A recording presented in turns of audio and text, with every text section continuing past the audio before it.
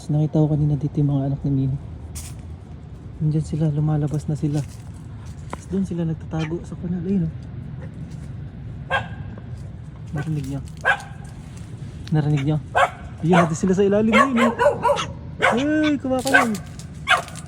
Ayun sila oh, ayun doon oh. Oh, nandun sila.